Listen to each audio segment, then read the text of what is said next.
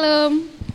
Oke teman-teman yang di rumah, balik lagi sama aku. Enggak balik sih, kita mulai dari aku, Novita Sari Boru Surbakti, di acara Permata yang namanya Casper. Apa itu? Podcast Permata. Hari ini teman-teman, ini adalah podcast Permata yang pertama. Ini itu adalah hashtagnya itu adalah hashtag ngobrol santuy. Hari ini kita punya tamu yang sangat spesial ya teman-teman. Dia sangat spesial. Siapakah dia? Ini dia. Ini nanti diedit ya. Oke. Halo Pak. Halo Sari. Shalom. Selamat sore. Selamat sore. Apa kabarnya hari ini Pak? Baik. Oke. Oke Teman-teman, hari ini adalah tamu spesial kita, Bapak Pendeta kita, Bapak Pendeta, nggak apa-apa ya sebut nama Pak? Sebut nama. Rudi Hartono Guru Singa, betul Pak? Betul sekali. Oke, langsung aja. Apa kabarnya nih Pak hari ini? Ya. Dan hari-hari kemarin juga boleh diceritain? Ya, santai lah ya. Santai. Seperti podcast kita, ngobrol santai. Ya, sedang santai gitu. Sedang santai. Apalagi hari Jumat menunggu kegiatan sermon. Oh iya. Menunggu kegiatan sermon. Ya, pas Permata kasih peluang untuk boleh diskusi, saya senang. Gitu. Tepuk tangan untuk Permata. Iya, siap. Oke, kita ngobrol-ngobrol santai aja sih Pak, nggak ada yang ini juga dipatokin juga. Sejauh ini kita tuh kepo gitu. Kan kalau menjadi seorang pendeta itu berat ya, maksudnya tuh nggak semua orang lah, kalau menurutku pribadi nggak semua orang bisa menjadi seorang pendeta. Nah, kalau Bapak sendiri tuh motivasinya dulu menjadi seorang pendeta tuh gimana? Atau ada yang membisikkan gitu? Atau ada ajakan dari orang tua? Iya. Ya, kalau bicara tentang motivasi, ya tentunya panjang ceritanya. Sebenarnya sampai kelas 3 SMA, saya masih belum keinginan jadi pendeta. Kelas 3 SMA? Ya, padahal itu SMA. sudah dekat sekali dengan pemilihan mau kuliah atau gimana? Iya. Jadi? Sehingga waktu kami dulu SMA di SMA Negeri Pancur Batu, pembagian jurusan itu di kelas 3. Oh, dulu di kelas 3. Jadi pas di kelas 3 saya dimasukkan ke jurusan IPS. Waduh. Saya bentrok ke kepala sekolah karena sebenarnya saya mau jadi dokter. Oh, mau jadi dokter, ya. Tapi dimasukin IPS. IPS kan gitu ya, jadi kita bentrok. Kita minta izin lah sama Pak kepala sekolah. Pak, kalau boleh saya jangan di IPS dong. Jadi saya masuklah kelas ke IPA. Oh, dimasukkan ke IPA ya. 3 IPA 2 atau 3 IPA berapa kemarin tuh ya. Nah, jadi itu gak tuh kemarin. Karena memang pengen menjadi dokter. Belum ada sejarahnya ya kan? Dokter. Belum ada sejarahnya orang jadi dokter dari IPS kan gitu. Enggak ada. Pada zaman kami dulu. Oke. Jadi pas tamat SMA, jadi kita ngeblank mau jadi dokter. Waduh, ekonomi keluarga ya bisa dikatakan sangat sederhana sekali. Kala gitu itu. Ya. Iya, jadi sampai sekarang bukan kala itu. Oh, sampai sekarang. Iya. Jadi kebenaran Bapak pada waktu itu sekretaris Runggun. Dia sekretaris Runggun di gereja GPKP Rumah Pilih-Pilih ya. Jadi dia dapat informasi dari Modramen terkait tes menjadi mahasiswa teologi. Itu awalnya. Jadi Bapak bilang cuma sekali Bapak bilang, "Nakku, kamu nggak pengen jadi pendeta kan?" Oh ya? Itu. Jadi boleh Pak saya bilang. Itu. Berarti langsung Bapak tertarik gitu? Iya. Padahal nggak pernah terpikir buat jadi pendeta? Nggak pernah terpikir menjadi pendeta, tapi saya aktif di gereja. Oke, kegiatan Permata. Kegiatan Permata. Begitu saya dingawankan, saya menjadi pengurus perpuluhan Jabo-Jabo, sekretaris. PJJ. Ya, ke kelas berapa itu? Masih SMA. Begitu ngawan, saya menjadi sekretaris sektor. Di sekolah juga di Pancur Batu kan setiap hari Jumat ada kegiatan ibadah nih. Saya rajin juga ikut untuk dalam itu. Kegiatan pelayanan. Tapi belum terpikir menjadi pendeta. Untuk menjadi seorang pendeta sesungguhnya. Jadi ketika itu pengen nggak kamu jadi pendeta? Itu kata bapak ya. Jadi saya langsung urus semua surat-suratnya sendiri. Tanpa berpikir tentang dokter lagi, langsung. Tanpa berpikir ke dokter lagi, karena saya pikir sekolah teologi itu murah. Oh, awalnya berpikir begitu. Awalnya murah gitu ya. Saya berpikir murah. Itu gitu. Awalnya saya berpikir sekolah pendeta itu sangat murah. Dan ternyata butuh banyak juga persiapannya gitu. Awalnya. Iya sih, benar-benar Pak. Saya juga dengar dari teman-teman gitu. Banyak juga yang bilang kalau sebenarnya sekolah pendeta itu setara dengan sekolahnya dokter gitu. Karena banyak kebutuhan yang akan dikeluarkan, biayanya juga lebih tinggi. Tapi nggak ada bedanya lah ya Pak ya, menjadi seorang dokter maupun pendeta sama-sama melayani. Terus sesudah itu sesudah tamat SMA Bapak langsung sekolah pendeta. Tes dulu, tes di Madramen. Setelah lulus tes di Madramen, baru kita pilih STT.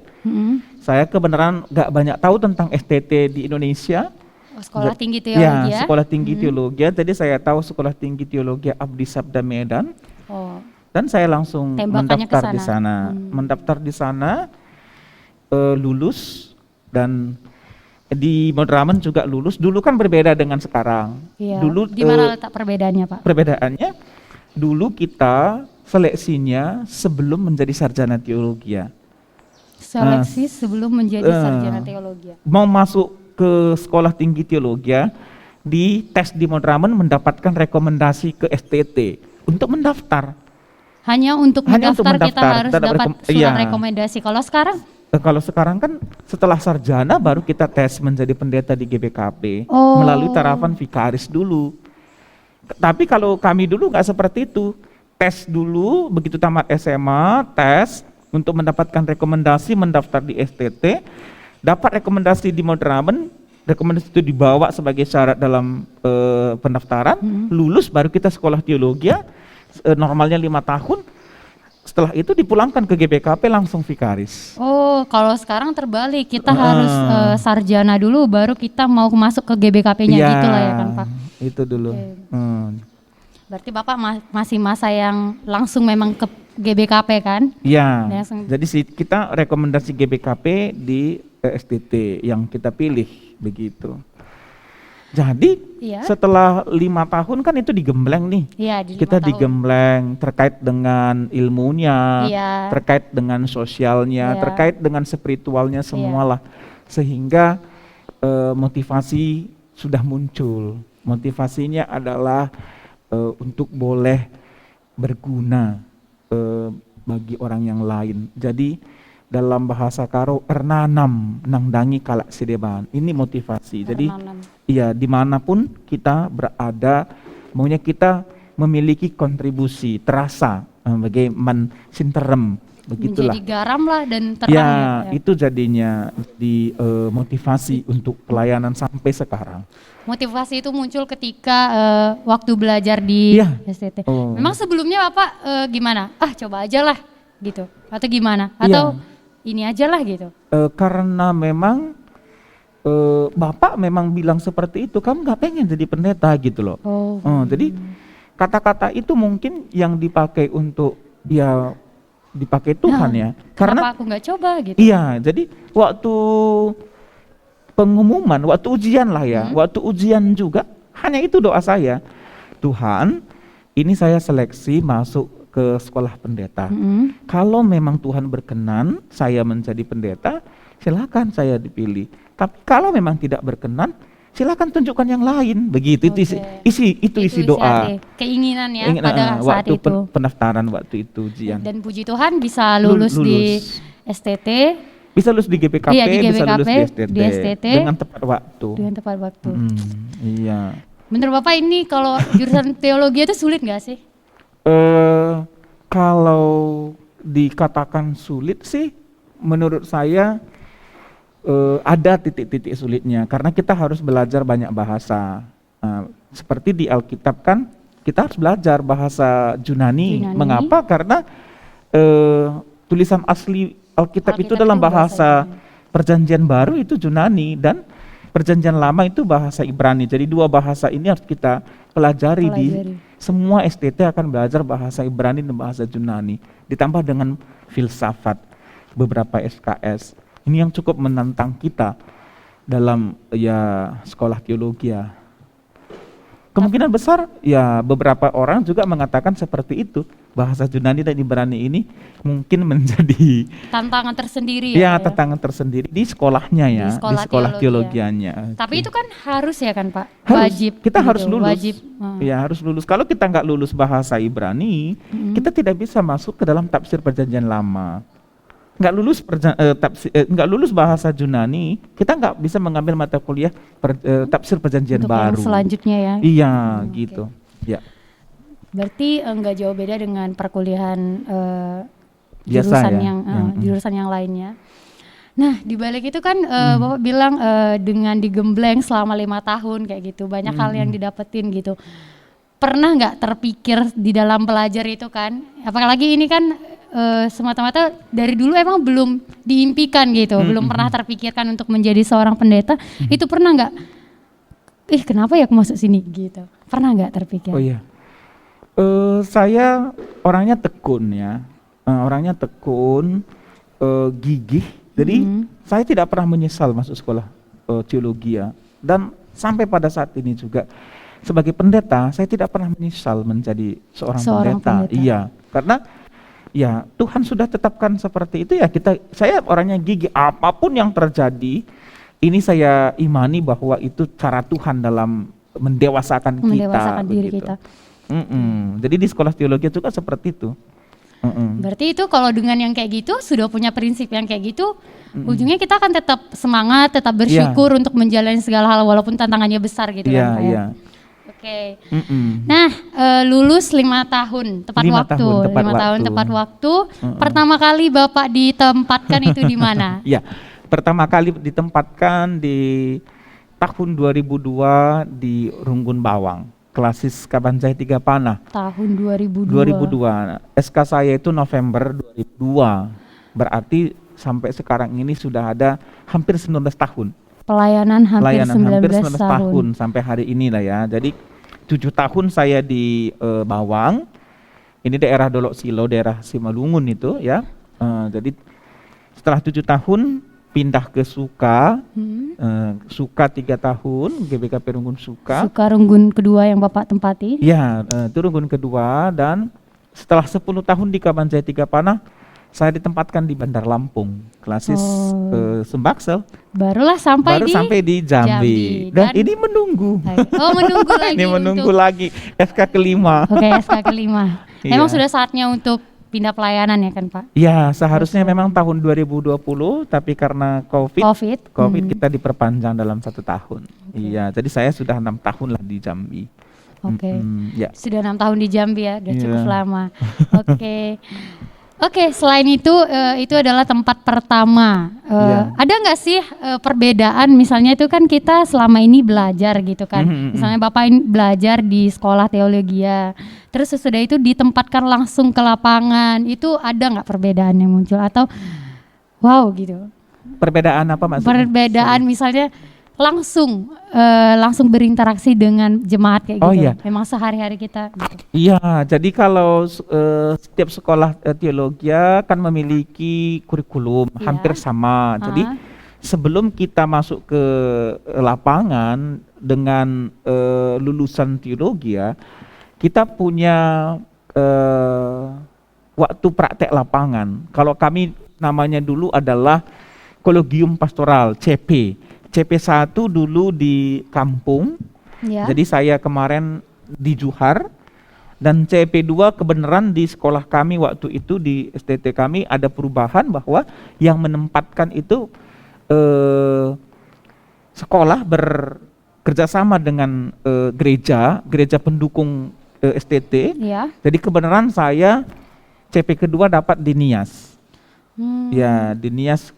Ada 2 tempat dulu saya ya, di Faihu dan di Ombelat. Di Faihu, Ombelata dulu. Di Ombelata dan di Faihu, sekitar 7 kilo dari Gunung Stoli. Itu berarti sebelum ditempatkan menjadi kalau kami dulu langsung vikaris ya. Iya.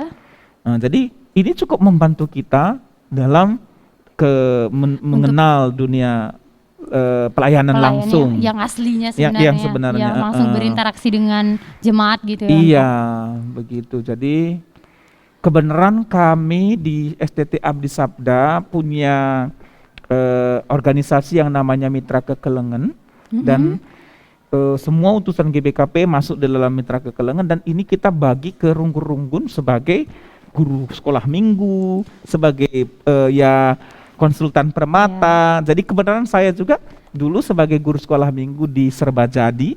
Oke, dapat peran sebagai guru sekolah minggu. Ya, 2 tahun saya di sana dan di Saipadang, di belakang USU. Dr. Mansur. Masih jadi, di Medan. Masih di Medan. Jadi ini jadi salah satu faktor membuat kita dekat dengan jemaat. Walaupun kita masih sebagai mahasiswa. Kita sudah dilatih duluan untuk dekat dengan masyarakat, biar kalau udah ke lapangan gitu sudah terlatih ya Pak ya. Iya. Oke. Begitu dia. Oke. Seru ya Pak ya sebenarnya. Kalau maksudnya tuh kalau dipikirin tuh seru kayak gitu. Dari awal memang kuliah untuk pelayanan kayak gitu bahkan sampai sekarang lah memang untuk melayani seru gitu. Itu sejauh Bapak menjalani pelayanan, ada nggak hal-hal yang mungkin terasa unik kayak gitu, yang maksud itu ada aja hal yang baru yang didapatkan di dalam pelayanan yang mungkin belum pernah ditemui sebelumnya gitu? Oh, hal-hal yang unik sepertinya apa ya? Kalau saya lihat memang pasti ada, bukan hal unik sebenarnya, hal yang baru ya, karena yang baru? Setiap jemaat memiliki karakteristik yang berbeda-beda, karena antropologi di tempat A, tempat B itu tentunya agak sedikit ada sedikit perbedaan. Pendekatan-pendekatannya juga tentunya harus kita sesuaikan. Jadi ini yang membuat kita harus menerima tantangan untuk boleh menyesuaikan diri. Jadi kalau yang unik gimana ya? Mungkin di Bahawang itu pernah jatuh naik motor dengan pertua, itu bisa juga itu ya. Kayak perjalanan. Iya, perjalanan malam-malam gitu kan. Itu kayak pengalaman yang unik dalam pelayanan ya. Jatuh bersama pertua kan, kita naik motor nih. Iya. Bener aku yang bawa. Itu pernah. Tapi nggak sampai parah kan Pak? Nggak sampai parah, nggak terhalang apa-apa sih. Jatuh karena licin kan. Jadi iya. Mungkin itu ya. Oh, satu kalau terkait dengan apa? Dengan unik ya. Pernah ban motor saya bocor karena tertusuk duri jeruk. Itu mungkin. Berarti itu pelayanannya yang pertama di daerah Bawang itu. Di daerah Bawang. Berarti dekat kebun lah ya kan Pak ya? Iya, jadi karena sudah botaknya apa itu ya, ban kan, jadi tertusuk duri jeruk kan. Bocor ya ampun. Ya, jadi saya harus belajar bagaimana ya mengganti ban dalam. Dulu kalau di Bawang itu saya sudah bisa mengganti ban dalam sendiri, cuci karburator sendiri. Pengalaman gitu. Ini mengajarkan kekreatifan juga ya, meningkatkan pengetahuan gitu. Juga. Iya. Tapi unik, sangat unik ketika kita tuh bayangin, kita tuh pakai ban loh teman-teman, ban yang keras yang biasanya kita tahu dan tertusuk itu sama duri jeruk kayak gitu kan, duri jeruk, dan itu bocor memang. Tapi pasti seru itu pasti. Kalau diingat-ingat pasti lucu, tapi kalau dialamin sih. Dialami waktu itu kesel juga ya. Kesel. Tapi kalau diingat lucu kan. Iya, pernah saya terlambat juga. Terlambat itu? Karena pecah ban motor di tengah jalan ya. Saya masih di ujung Bawang Pak? Masih di Bawang saya tempatkan, masih di Bawang. Kebenaran saya dapat tukar mimbar di Jalan Katepul. Jadi seumur-umur saya memang agak disiplin ya, nggak mau terlambat gitu loh, nggak mau terlambat. Walaupun pernah juga terlambat karena kebangunnya kesiangan. Tapi pada waktu itu saya dapat jadwal ke Jalan Katepul, ban motor pecah. Iya. Dan? Iya, akhirnya saya terlambat lah. Mereka sudah semua ngumpul di ruang konsistori, jadi saya harus minta maaf untuk itu. Jadi itulah mungkin jadi pengalaman-pengalaman yang apa ya, yang unik tadi ya terkait ban motor lah. Ban motor, ya seperti itu ya, Pak ya. Yang lainnya nggak ada Pak?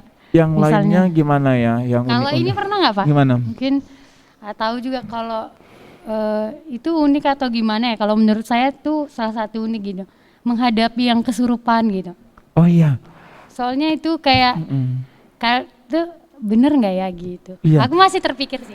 Saya menjadi tanda tanya kepada saya karena sepanjang saya melayani belum pernah berhadapan dengan orang yang ketemu dengan orang kesurupan. Bahkan di Bawang itu ada yang namanya tempat yang angker, yang dalam tanda kutip banyak orang yang takut gitu ya. Jadi saya nggak pernah ketemu dengannya itu. Tapi Bapak sering lewatin tempat itu? Saya sering lewati tempat itu. Tapi nggak pernah, malam pun juga ngelewatin itu? Malam saya pulang jam 12 malam perpulungan cabut-cabut ke ujung Bawang, ke Tambak Bawang kan. Tapi jadi, kata orang itu seram? Kata orang itu seram, tetapi saya lewat malam waktu pulang PJJ nggak pernah ketemu dengan hal-hal yang aneh seperti itu. Jadi saya juga tanda tanya. Pernah juga saya tanya kepada ketua Runggun di Tanjung Pur, Bapak Marga Barus waktu itu. Pak, kok orang bilang di tempat itu seram, angker, tapi saya kok nggak pernah ketemu. Jadi Bapak pengen ketemu? Iya, tadi kan bingung kok saya nggak pernah. Oh, katanya kan, iya nenekang menjumpa pendeta. Tadi juga saya bilang gitu, mungkin dikawal malaikat ini gitu kan? Nggak tahu ya mungkin ya. Jadi makanya saya belum pernah ketemu dengan yang Sari ungkapkan. Tapi kan banyak juga pendeta-pendeta yang memang pengalamannya terkait dengan berhadapan dengan orang yang kesurupan. Banyak sekali. Makanya juga saya tertarik seperti itu, ingin menanyakannya. Soalnya kan untuk menghadapi itu kan maksudnya itu sesuatu yang tidak kita lihat gitu kan. Jadi cara menghadapi yang seperti itu gitu. Iya. Jadi itulah pengalaman saya. Ya, orang yang kesurupan saya belum pernah ketemu, kecuali waktu piara ya, tapi itu bukan untuk saya sendiri. Saya sebagai seksi kerohanian mendoakan orang yang kesurupan gitu. Jadi bukan saya sendiri, tapi itu di tim. Tapi selaku sebagai seorang pendeta gitu ya kan Pak. Kalau untuk urusan misalnya hantu itu percaya nggak Pak? Iya. Jadi kalau saya kalau saya bisa katakan bahwa terkait dengan hantu, setan dan sebagainya, itu memang ada ya. Itu memang ada. Tetapi kita harus meyakini bahwa kuasa Tuhan melebihi atas kuasa setan itu gitu. Jadi ketika kita takut justru dia ada. Dia semakin besar. Semakin besar. Jadi pengalaman saya seperti itu. Nggak mungkin nggak ada setan, nggak mungkin nggak ada hantu ya. Berarti intinya itu keberanian kita untuk menjatuhkan rasa takut kita itu kan. Rasa takut kita itu yang mengundang kehadiran. Kalau di Bawang saya dulu rumah kita itu dikelilingi oleh bambu. Ini sendiri itu loh. Jadi kalau kita penakut, waduh, itu jadi beban ya. Iya. Gitu. Jadi beban tersendiri. Iya, jadi beban tersendiri. Saya nggak pernah dalam arti ya kita harus Alkitab juga katakan bahwa ada setan begitu ya. Tapi kuasa Tuhan, kuasa Yesus jauh melebihi semua kuasa-kuasa yang ada di bumi ini begitu. Berarti kita harus lebih mengimani itu ya. Iya, lebih mengimani itu. Gitu. Oh, berarti Bapak sebelum ke Bawang belum menikah? Belum menikah. Jadi target saya karena memang motivasi tadi dalam tanda kutip ya untuk berguna untuk orang banyak.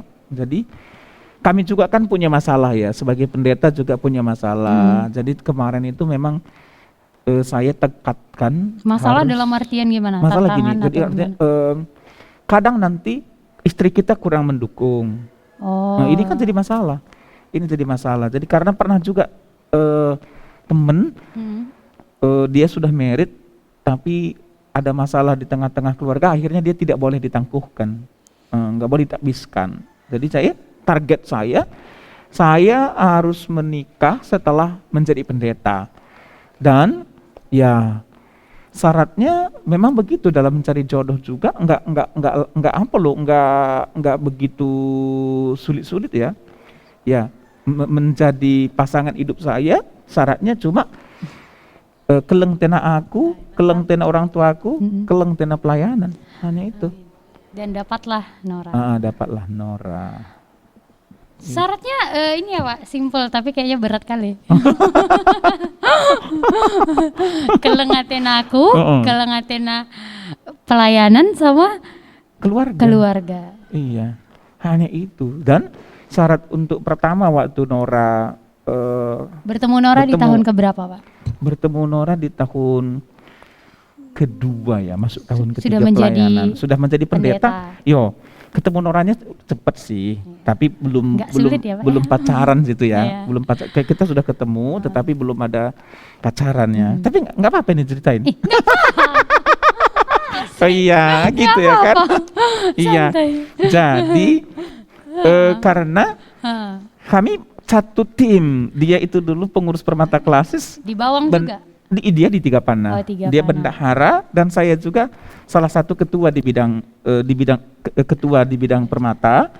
Jadi kami Permata Klasis gitu ya, tapi nggak ada pacaran seperti itu. Cuman kayak ada dia. Ada dia kita kenal gitu ya. Jadi pas November, pas November kan saya ditangguhkan. Kami di situ sudah berteman lah, udah berteman. Sudah jadi, kenal lah ya. Udah kenal. Dia kok yang menjadi pendamping saya waktu penangguhan. Kan gitu ya. Jadi syaratnya kami Nora dulu kan perawat nih. Nora perawat. Nora perawat. Jadi syarat untuk berbicara tentang perkawinan, saya kasih syarat ke Nora harus tinggalkan pekerjaan dulu. Artinya ikut melayani. Begitu. Syaratnya dulu dan Nora bersedia. Bersedia. Setelah dia bersedia baru bulan Januari, nggak lama. Kami pacarannya nggak lama. Bulan Januari sudah MBS, bulan 3 langsung udah pesta. Langsung pesta. Cepat ya Pak ya? Cepet. Cepat menemukan jodohnya. Sebelum Nora ada sih pacar saya 4 tahun. Waktu kuliah? Waktu kuliah. Bersamaan dengan kuliah sampai tapi beda universitas. Beda universitas. Beda universitas. Kenapa pun? Nggak boleh. Kenapa pun nggak cocok ya, nggak jodoh. Nggak jodoh. Iya, nggak jodoh ya. Ini juga termasuk salah satu pengalaman Bapak dulu waktu Permata lah ya. Iya, pengalaman waktu Permata ya saya sih sebenarnya nggak begitu banyak karena saya dingawankan di kelas 2 SMA, yang kelas 3 langsung menjadi lulus kelas 3 langsung ke teologi.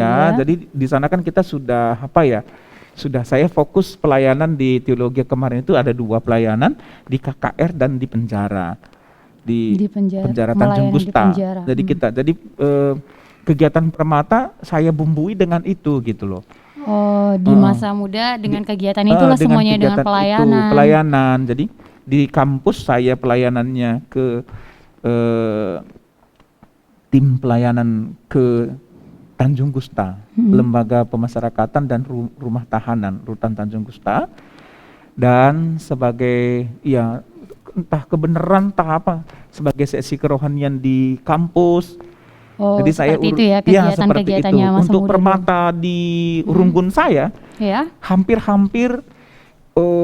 tidak begitu banyak, walaupun saya pernah menjadi ketua panitia Natal di Permata Runggun saya. Tidak begitu banyak karena jarang pulang atau? Iya, jarang pulang. Karena jarang pulang kan kalau kita sekolah ini praktek pun udah nggak di tempat kita lagi ya kan.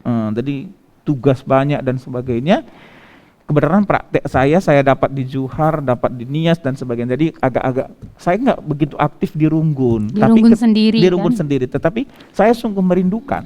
Ketika saya pulang, saya pasti ikut PA Permata. Pelayanan. Khotbah minggu juga. Ada yang minta, ya kita layani begitu. Jadi masa kuliah ya Pak? Masa-masa kuliah. Jadi agak-agak nggak banyak ya kalau begitu ya. Tapi begitu saya Permata, memang saya sudah dipilih menjadi pengurus PJJ, sekretaris sektor waktu itu. Jadi tugas saya memberi warta. Perpulungan Jabu-Jabu saya ikut, saya aktif. Bahkan ujian Eptanas juga saya perpulungan Jabu-Jabu. Dan di setiap perpulungan Jabu-Jabu, hari pertama saya perpulungan Jabu, saya menurunkan penggejapan. Karena menurut saya hari pertama itu menentukan seterusnya. Itu prinsip lah ya kan Pak? Prinsip. Hari pertama, udah. Hari ini saya pertama ini perpulungan Jabu-Jabu, jadi saya harus berbicara di depan umum gitu. Jadi dan saya setia. ketika ada waktu memang saya ikut perpuluhan Jabu-Jabu. Begitu Setia. Jadi di masa mudanya juga udah kelihatan telaten, kelihatan setia, tekun ya Pak ya. Idaman. Pantas dapetin jodohnya tuh kayak cepet gitu. Nggak ada hubungannya kayaknya ya. Tapi ada lah. Ada ya hubungannya ya. Ada. Jadi auranya langsung terlihat. Begitu ya. Memang si Nora juga dia mantan ketua Permata Runggun. Oh mantan. Mantan ketua Permata Runggun dan maksudnya kami, mantannya atau dia yang dia pernah menjadi ketua Permata di Runggun Tiga Panah dan dia juga menjadi, kami ketemunya sama-sama di Permata Klasis. Ada kegiatan di acara ya sama-sama pengurus. Saya juga utusan dari Runggun terpilih jadi pengurus dan dia juga pengurus, jadi kenal tapi belum ada apa-apa waktu itu karena saya masih punya pacar waktu itu kan. Cuma singkat sekali kalau sama Nora ini singkat sekali. 3-4 bulan dah. Tapi sama sih Pak, kalau zaman sekarang tuh orang pacaran 5 tahun tapi nikahnya sama yang 3 bulan gitu. Ya begitulah, inilah realita. Iya kan? Iya. Karena waktu tuh terkadang nggak menentukan. Katanya sih gitu kan Pak, kata orang-orang. Gitu kan.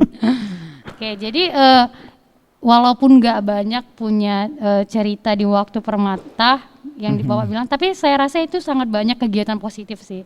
Jadi kalau Bapak pandang sekarang Permata yang sekarang tuh masih nggak seperti yang dulu gitu? Iya. Atau memang Permata tuh dari dulu emang gitu gitu? Iya ya, gimana ya? Tentunya tantangan berbeda, konteks berbeda. Waktu kami zaman Permata memang nggak ada gadget, nggak separah inilah ya. Jadi pertemuan itu memang menjadi satu pertemuan yang dirindukan. Jadi persekutuan itu memang persekutuan yang dirindukan dan bagaimana kita bisa juga menunjukkan diri itu menjadi satu kebanggaan sebenarnya. Jadi kalau waktu kami Permata bukan hanya di lingkungan gereja ya, tetapi di masyarakat juga kita ikut terlibat dalam pelayanan kegiatan gitu. Jadi ya Permata sekarang mungkin konteksnya berbeda dengan kami dulu. Kalau saya katakan seperti dulu, mungkin Permata sekarang ini menganggap kami dulu kuno, ketinggalan zaman gitu loh. Karena perubahan teknologi. Perubahan teknologi ini mungkin ya mempengaruhi. Tapi kalau tadi saya punya prinsip bahwa kita bisa berarti ernanam, mungkin Permata haruskah mencidahkan bahwa Permata itu ada loh. Ernanam iya nangdangi entrem jelma. Bahkan dengan teknologi yang lebih banyak sekarang lebih mudah untuk memudahkan kita berpartisipasi gitu. Iya. Jadi kalau kita berbicara tentang itu ya saya pribadi di masa kuliah juga nggak ada didampingi orang tua mengambil surat ke rumah sakit, ke kantor klasis, itu tidak ada pendampingan sama sekali. Bahkan bapak mama sampai di kampus itu cuma waktu wisuda, dia nggak tahu di mana kampus saya. Dia nggak tahu di mana tempat saya kos. Saking dulu beraninya, mandiri gitu loh. Jadi mengapa? Karena orang tua ya dari segi pendidikan juga nggak tamat SMA pun, tamat SMP ya. Dari segi finansial pun memang tidak memadai. Jadi ini yang mendorong kita untuk menjadi lebih lagi gitu. Lebih mandiri, lebih semangat. Ini yang mendorong saya lah, saya secara pribadi ya. Jadi makanya waktu kuliah, puji Tuhan kita dapat prestasi, dapat beasiswa. Ada beberapa kali saya dapat beasiswa kerjasama kampus dengan Korea, Belanda, kemudian saya dapat beasiswa itu dan Monraben juga. Itu sangat membantu saya dalam perkuliahan, menolong orang tua begitu. Jadi masa perkuliahan juga saya sudah tersistem gitu loh.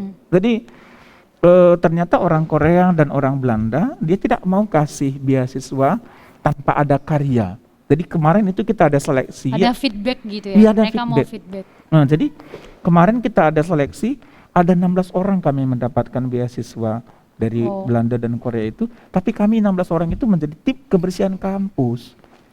Jadi kami harus menyapu, kami jadi mengepel, kamar mandi sebagainya. Jadi waktu istilahnya tuh kita dipekerjakan juga dengan mereka ya? Iya, jadi feedbacknya ada kebersihan kampus gitu. Ini perjanjian antara ya kampus dengan pendonor. Pendonor. Gitu. Jadi makanya saya sudah dipersiapkan untuk boleh gimana ya, kuat ya. Iya. Jadi nggak sembarangan sepertinya bisa jadi tukang sapu ya. Iya, nggak apa-apa. Iya. Iya, jadi tukang sapu, cuci WC.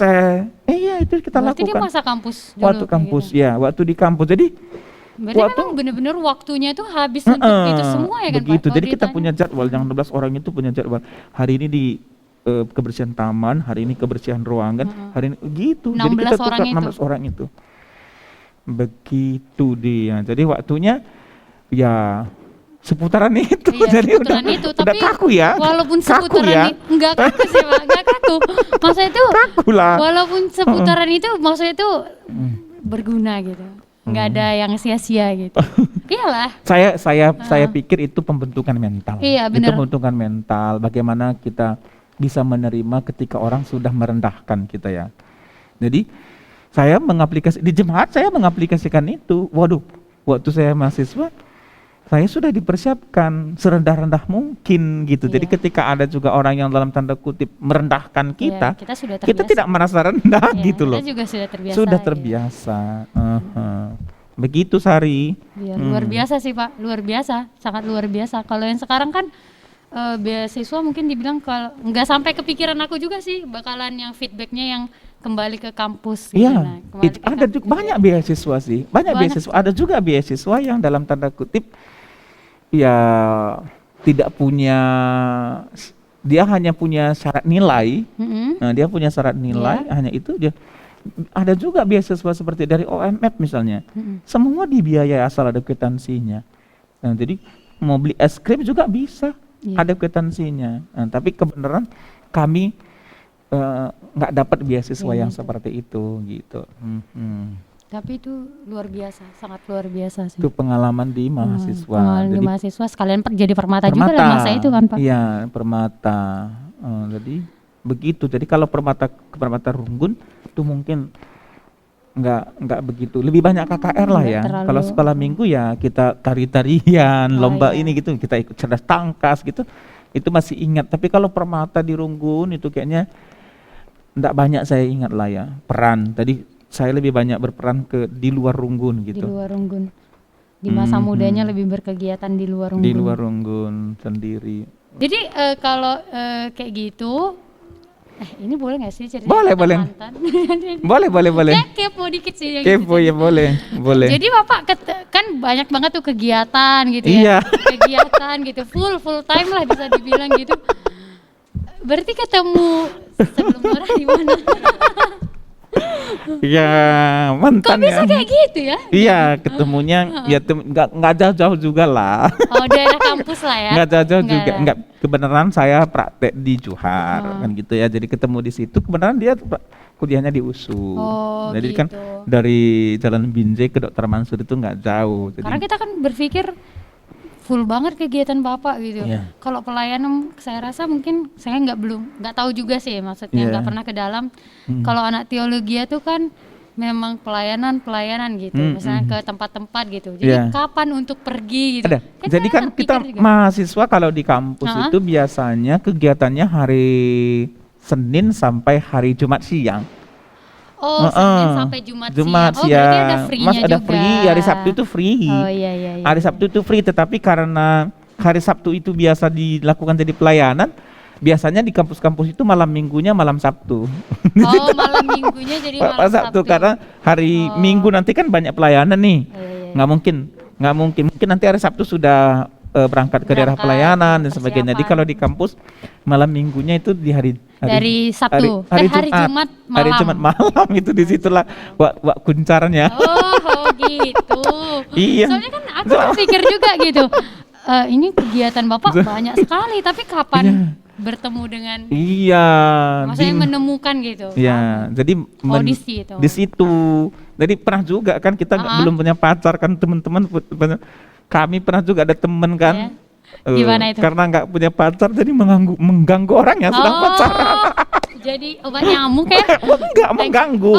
Mengganggu aja. Itu nyamuk sih, bukan obatnya. Itu nyamuk ya. Iya. Ngeng gitu. Jadi begitu. Jadi di malam minggunya kampus, itu malam minggunya kampus itu hari Jumat malam. Kalau ini asrama dulu Pak? Asrama, kita asrama asrama 2 tahun itu wajib asrama. Oh di asrama di kampus? Iya, kalau kami itu wajibnya 2 tahun di asrama, jadi tingkat 5 kita wajib ngontrak di luar. Sampai sekarang kayak gitu Pak? Sampai sekarang aturannya seperti itu, jadi harus berarti di kampus kami ya. Kebersamaan tuh memang benar-benar dibangun di dalam ya. Sangat bersama. Apalagi kita nggak apa ya, kita tidak sukuisme, tetapi sesama utusan GPKP kita sudah saling turang, semua itu sudah pergumulan kita apa semua sudah sangat terbuka lah ya. Terbuka ya. Jadi bahkan ada juga beasiswa kita bagi, nggak semua, nggak kita makan sendiri gitu. Memang sudah kayak kekeluargaan, udah kekeluargaan, jadi solidaritasnya sudah tinggi. Turang, begitulah. Kalau kami di kampus waktu zaman kami ya. Zaman sekarang juga. Zaman sekarang juga. Ya begitu, begitu dia dulu Sari. Luar biasa sih, tapi aku masih merasa unik yang beasiswa itu tadi, luar biasa. Iya. Oke. Bapak punya nggak sih ayat Alkitab yang sampai sekarang dipegang teguh gitu?